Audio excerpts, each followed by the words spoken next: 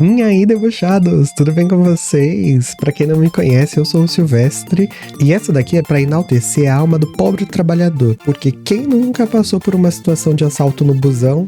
Se você não passou, deixa nos comentários, porque eu já passei e vim trazer essa fofoca hoje pra vocês. Mas antes de mais nada, se você gosta de fofoca, de reacts e da minha humilde opinião, já se inscreve no canal, ativa o sininho pra não perder quando tiver vídeos novos. Aliás, se você quiser ter sua fofoca contada aqui no Senta Que Lá Vem Close, você pode mandar pra mim um e-mail com um título bem babadeiro, que chame bastante atenção, que a gente vai tentar ler, analisar e entrar em contato com você pra refinar o conteúdo. Você também pode nos ajudar com um Pix, uma graninha e um aqué, que todo o dinheiro é convertido para melhorias no canal, para que a gente faça roteiros e vídeos toda semana para vocês. Agora senta que lá vem close.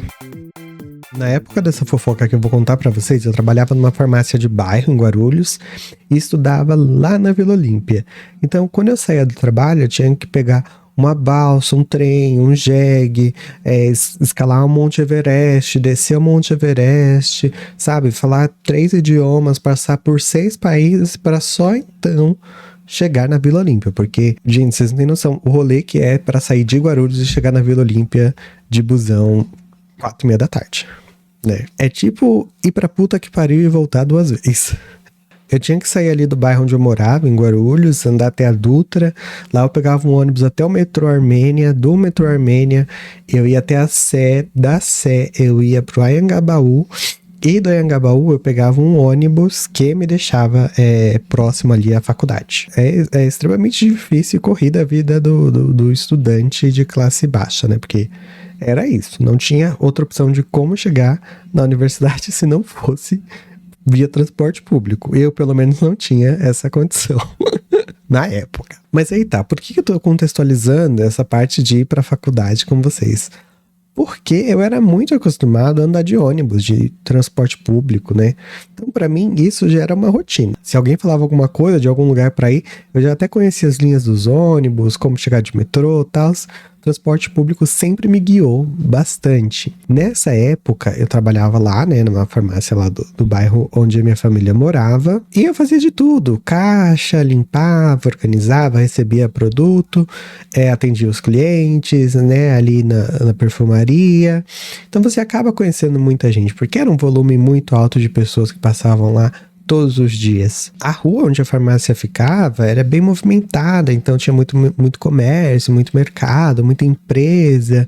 Todo mundo basicamente se conhecia ali, porque não era um bairro grande, né? Então, geralmente eram donos, os locais, né? Eram donos ali dos estabelecimentos, todo mundo se conhecia, era um negócio bem familiar, não sei dizer.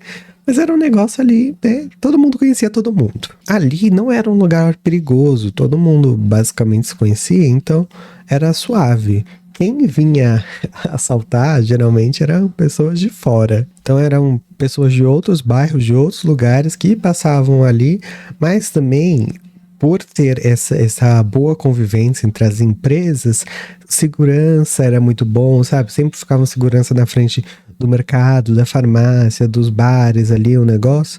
Então, a gente sempre estava bem vigiado, além das câmeras, que ajudavam bastante.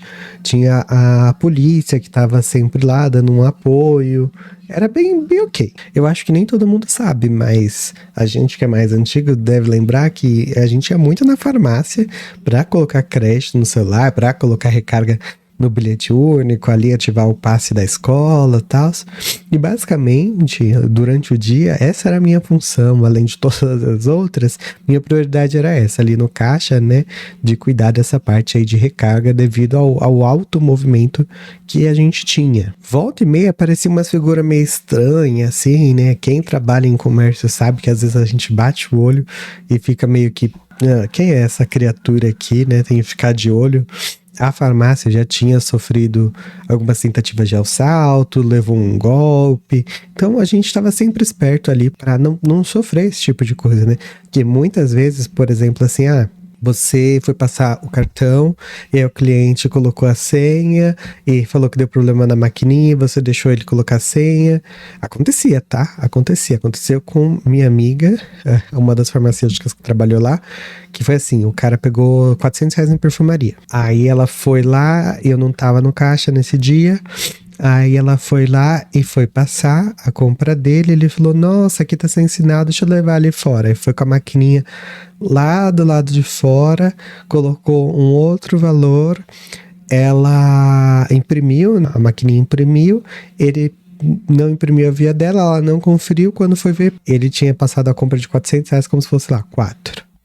E aí ela teve que pagar, então a gente tinha que ficar muito ligeiro com essas atividades aí, principalmente na hora do pagamento. E aí é isso, a gente ficava ali meio que de olho, né, nas figuras meio estranhas, meio duvidosas, assim, mas basicamente era sempre a mesma galera que ia pular crédito, conhecia, sabia nosso nome, sabe? Era tudo muito de boa. Às vezes a gente até decorava o número do telefone da pessoa que ia lá, de tantas vezes que essa pessoa ia pôr recarga das operadoras. Tinha também aqueles clientes que toda semana iam com um número novo, com um aparelho novo. Da onde? Não sei, não julgo. Porém, sempre iam, né, com um aparelho novo. Não todos, mas assim, um ou outro sempre ia com um número novo, um aparelho novo. A gente ficava meio pá, né? E é isso.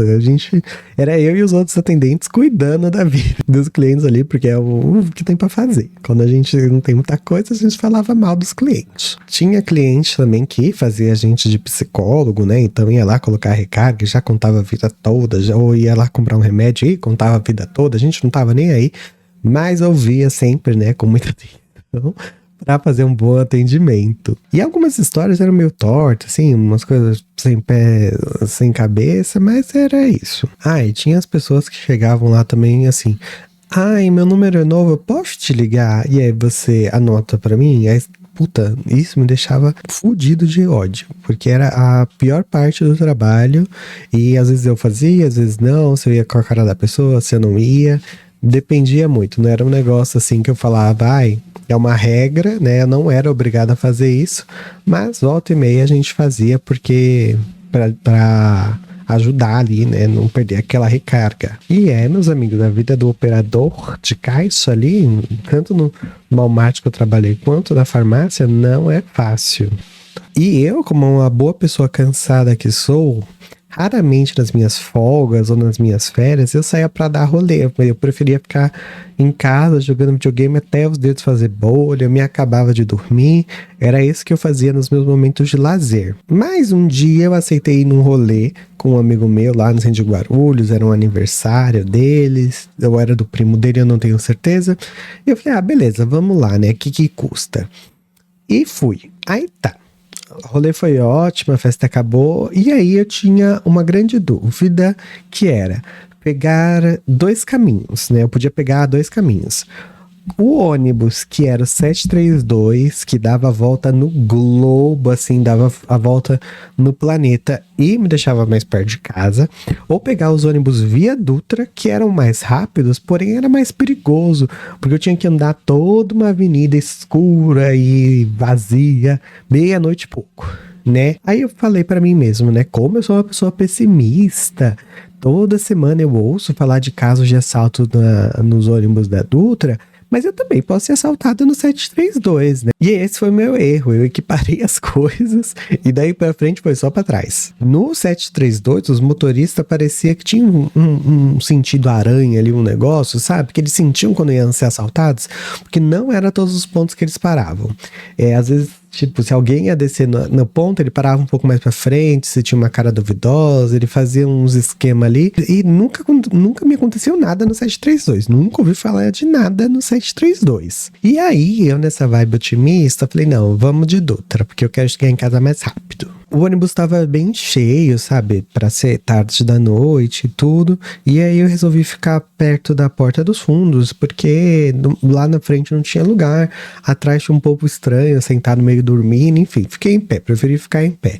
Eu tava com meu celularzinho velho, ouvindo musiquinha, bem tranquila, bem calminha. A viagem ardeu, né? Foi indo até chegar no ponto do Jardim Ottawa, que quem pega ali os ônibus sentido Pimentas, Cumbica, sentido Rio ali, conhece esse ponto. Entrou uma criatura pela porta da frente e logo em seguida entrou outra pela porta do meio e meteu o cano no cobrador. Todo mundo nessa hora já ficou de xereca porque, né, assalto anunciado, gente, não tinha o que fazer. O motorista seguiu viagem. E meu mundo caía ali, né? Porque tudo que eu mais temia aconteceu. E o cara que meteu o cano no cobrador, pegou as coisas dele, depois passou de banco em banco, pegando os pertences das pessoas também. Quando o cara chegou em mim, eu não sei de onde eu tirei coragem, mas eu falei, cara, eu só tenho esse celular de valor, eu vou descer no próximo ponto, e, por favor, né, me deixa descer e tal. Falei um bagulho assim. E me cagando. Eu coloquei o celular na sacola que ele tava passando ali. Ele me olhou bem no meu olho e falou assim: vai descer na Karina? Então nós vai descer junto. Ih, ai. O desespero tomou conta de mim nesse momento. Quando ele falou isso, nossa, eu não conseguia raciocinar. Eu só pensei assim: a porta do ônibus vai abrir, eu vou descer e sair correndo. Ele tava armado, podia dar um tiro nas costas? Tava, podia me dar um tiro nas costas. Mas eu quis sair correndo. O ponto da Karina chegou, o motorista parou o ônibus, abriu a porta, eu desci, eles desceram atrás de mim e eu saí andando nos passos mais rápidos. Não saí correndo, mas saí andando assim, bem ligeiro. Na rua, tava um breu. Não tinha luz, não tinha uma alma viva, não tinha uma alma penada, não tinha nada. Tava eu e Deus ali, e olhe lá. Porque, olha, tava tão escuro ali que nem sei como que podia uma avenida, porque lá era uma avenida, em um bairro bom ali, ter tanta não, né? Essa falta de iluminação em via pública. Péssimo. E aí, enquanto eu chinelava, eu comecei a ouvir um e aí eu falei, putz, morri, eles estão me chamando porque eles vão me sequestrar. Pensei horrores, pensei besteiras em cima de besteira. E aí eu comecei a voltar, porque eu olhei pra trás e eles estavam tipo, volta aí, cara, volta aí. Aí eu voltei, né, porque eles estavam com uma arma e eu não tava tão longe assim, enfim, voltei. Às vezes eu fico pensando, era pra me ter corrido mais na hora que eles falaram isso, sabe? Por que eu voltei? Enfim, voltei. Quando a gente ficou finalmente ali cara a cara, ele olhou bem, um deles olhou bem assim pra mim, sabe, falou assim: pega seu telefone aqui. Pois eu não pensei duas vezes, eu enchi a mão na sacola ali, peguei meu telefone, achei. Quando eu agradeci, o outro falou assim: tem que tomar cuidado, tá muito perigoso as coisas hoje em dia, né?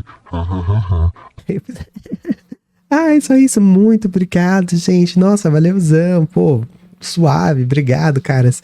Valeu. Eles deram as costas, foram embora, eu dei as costas e fui embora junto. E assim, né, Mona, você é maluca, você acabou de me roubar e você tá falando de perigo.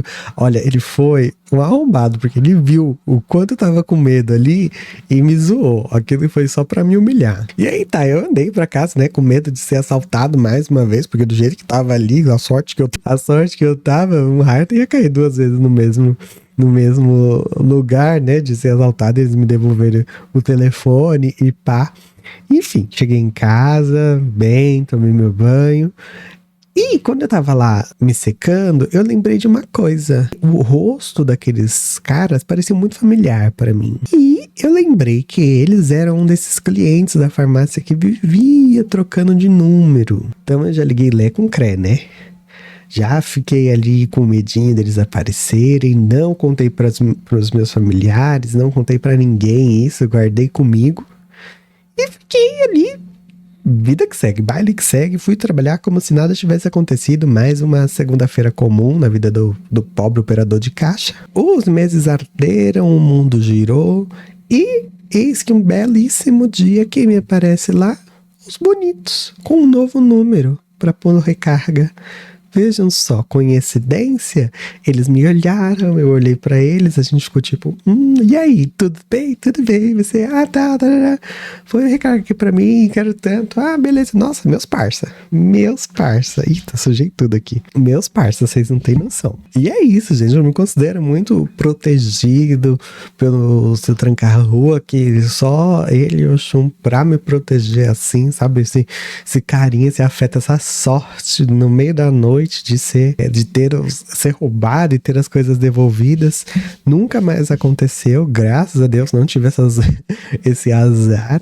E nunca mais vi eles também, né? Eu deixei de trabalhar na farmácia pouco tempo depois, a vida seguiu, não sei o que aconteceu com eles, eles não provavelmente devem estar assistindo aí meu canal, mas foi isso, essa foi a fofoca, fui roubado e devolveram o meu telefone, e eu achei muito bacana da parte deles me reconhecerem ali e me devolverem o celular, foi muito honesto, porque depois eu ia trombar eles na farmácia e ia ficar todo mundo de xereca, né, ia ficar um olhando pro outro falando, putz, cadê meu telefone? Eu chamava a polícia, podia cagar com o esquema deles. E é isso, gente, essa é a minha história. Me diz aí o que vocês acharam.